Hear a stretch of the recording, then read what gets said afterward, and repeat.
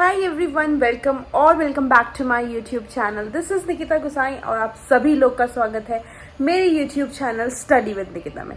आज हम डिस्कस करने वाले हैं important topics of every subject for your banking exam, be it your SBI, IBPS और RRB। ये कुछ important topics हैं जो एग्ज़ाम में आपको देखने को मिलेंगे ही मिलेंगे। इससे पहले मैंने आपको स्ट्रैटेजी बताई थी कि आपको किस स्ट्रैटेजी से कौन से सब्जेक्ट की कौन सी स्ट्रैटेजी फॉलो करनी है। आप पहले वो वाली वीडियोस देख लेना, उसके बाद आप उसमें मैंने ऑलमोस्ट सारे टॉपिक्स बताए हुए, बट यहाँ पर मैं कुछ इम्पॉर्टेंट टॉपिक्स बताऊंगी जिसमें आपको एक्स्ट्रा फोकस करना है। आप डेली बेसिस पे कितने उसके क्वेश्चन सॉल्व करें, ये मैं आज आपको इस वीडियो के थ्रू बताने वाली हूँ, ठीक है। So without further ado let's start the video. तो गाइस, अगर हम इम्पॉर्टेंट टॉपिक्स की बात करें फॉर एनी बैंक एग्जाम, सबसे पहले हम आ जाते हैं कॉन्ट्स पे, ठीक है।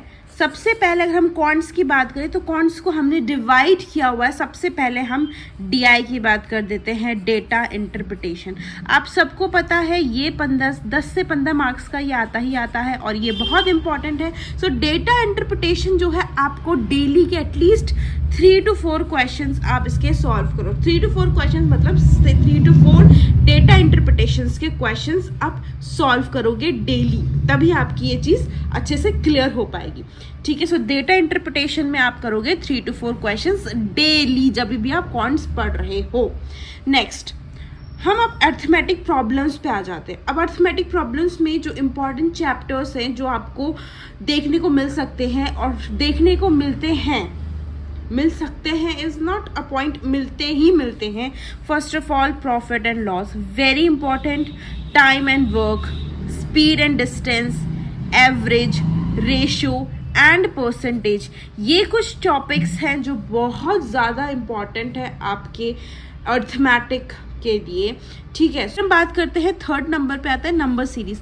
नंबर सीरीज भी इक्वली इम्पॉर्टेंट है, ये भी आपको देखने को मिल सकता है फॉर लाइक 5 नंबर्स या मतलब 5 नंबर तक आप इसे मैक्सिमम 5 नंबर तक आप इसे एक्सपेक्ट कर सकते हो एग्जाम्स में कि नंबर सीरीज आ जाए। Then is your simplification and approximation. या तो आपको सिंप्लीफिकेशन देखने को मिलेगा आपके बैच में या फिर approximation, depending on the shift to shift, but ये दोनों भी इक्वली आपको ये भी 5 से 6 नंबर तक का देखने को मिल सकता है। अब मैं आपको अगर मैं सजेस्ट करूं कि जो मैं करती हूँ, मैं क्या करती हूँ, डेटा इंटरप्रिटेशन के तो डेली के 3-4 मैं सॉल्व करती हूँ। डीआई 3-4 डीआई या आप चलो 2 भी डीआई अभी, क्योंकि अभी टाइम है थोड़ा बहुत, तो आप एक दिन में 2 डीआई सॉल्व कर दो, ठीक है। अगर आप एक दिन में 2 डीआई सॉल्व कर रहे हो कॉन्ट्स में, उसके बाद अर्थमेटिक का कोई भी एक चैप्टर पकड़ लो, प्रॉफिट एंड लॉस पकड़ लो। प्रॉफिट एंड लॉस के आप 10 से 15 क्वेश्चन कर लो, ठीक है। अगले दिन फिर आपने डीआई के 2 क्वेश्चन करने, फिर आप दूसरा चैप्टर पकड़ लो, फिर आप अगले दिन फिर तीसरा चैप्टर पकड़ लो। तो आप धीरे धीरे करके ऐसे हर दिन एक नए चैप्टर से भी शुरू कर सकते हो और डेटा इंटरप्रिटेशन डेली का होना ही होना चाहिए। फिर ठीक है, जब आपने ये सारे चैप्टर्स खत्म कर दिए, फिर आप नंबर सीरीज और जैसे आपने डेटा इंटरप्रिटेशन तो डेली ही करना है, तो डेटा इंटरप्रिटेशन के 2 क्वेश्चन करें और नंबर सीरीज और सिंपल अप्रॉक्सीमेशन साथ में इसके 10-10 सब 20-20 क्वेश्चन साथ में कर लिए। 20-20 क्वेश्चंस, 20 क्वेश्चंस इसके कर लो, 20 क्वेश्चंस इसके कर लो। ऐसे आप इसको भी कर सकते हो। कॉन्ट्स को मैं ऐसा करती थी जब मैं जॉब नहीं करती थी। अभी मेरे पास इतना टाइम नहीं है कि मैं कर सकूं, बट हाँ मैं ऐसा करती थी क्योंकि मेरा ये बहुत कॉन्ट्स मेरा वीक सब्जेक्ट था, तो इसलिए मैं इसमें इतना ज़्यादा फोकस करती थी। अगर आप लोग का भी कॉन्ट्स वीक सब्जेक्ट है तो आप लोग भी इस हिसाब से इसको कैरी फॉरवर्ड कर सकते हो, ठीक है। Now coming towards next subject that is reasoning. तो आप लॉजिकल रीजनिंग में क्या कर सकते हो, हम सबको पता है पजल्स कितने इंपॉर्टेंट होते हैं, ठीक है। और मैं वीडियोस भी बनाऊंगी रिलेटेड टू पजल्स, आप कैसे सॉल्व कर सकते हो, कैसे आप पजल्स फटाफट से सॉल्व करते हो। मैं ऑलरेडी इसमें कुछ वीडियोस बना चुकी हूँ और मैं और वीडियोस भी बनाऊंगी, ठीक है। सो पजल्स आप डेली के 3-4 पजल्स तो आप सॉल्व करो ही करो। आपको इनिशियली टाइम लगेगा, मेरे को भी लगता था इनिशियली। आप एक पजल में 5 मिनट लगा सकते हो, 7 मिनट लगा सकते हो, कोई दिक्कत नहीं, इसमें घबराने की कोई बात नहीं।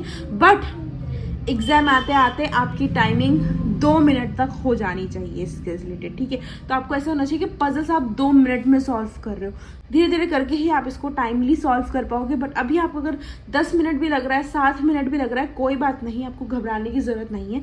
पर प्रैक्टिस करते रहो, प्रैक्टिस करते करते आपको इस ट्रिक्स पता चल जाएंगी, तो आपका अपने आप ही ये पजल 2-2 मिनट में सॉल्व होने लगेगा, ठीक है। सो पजल्स के बाद सिटिंग अरेंजमेंट के क्वेश्चंस भी आते हैं, तो आप इसको भी 2 से 3 डेली आप 2 से 3 सिटिंग अरेंजमेंट के क्वेश्चन भी करोगे। उसके बाद कुछ टॉपिक्स जो आपको थोड़े बहुत मतलब इम्पॉर्टेंट हैं और आप ऐसा कर सकते हो, जैसे सिलॉग्स हो गया, सिलॉग्स इम्पॉर्टेंट है, blood relation, coding decoding, inequalities and directions. तो सिमिलरली जैसे मैंने क्वांट्स का बताया था, मैं इसका भी ऐसा बताना चाहूँगी कि इसमें आप क्या कर सकते हो। जो डेली करना है वो तो आपको डेली करना ही करना है, विच इज़ योर पजल्स और योर सिटिंग अरेंजमेंट। तो 3-4 क्वेश्चंस तो आपके पजल्स और सिटिंग अरेंजमेंट के सॉल्व हो जाएंगे। उसके बाद आप कोई भी एक टॉपिक साथ में पकड़ लो, सिलॉग्स पकड़ लो, किसी दिन ब्लड रिलेशन के क्वेश्चन सॉल्व कर लो, किसी दिन इनइक्वालिटीज पकड़ लो, किसी दिन कोडिंग डिकोडिंग एंड किसी दिन direction.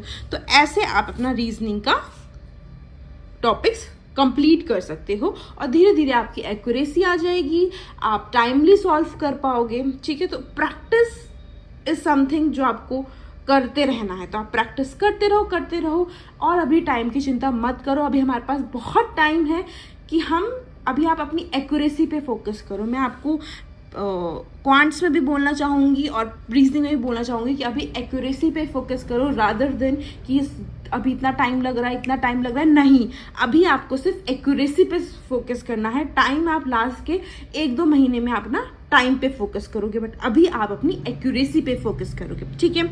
Now last is our English.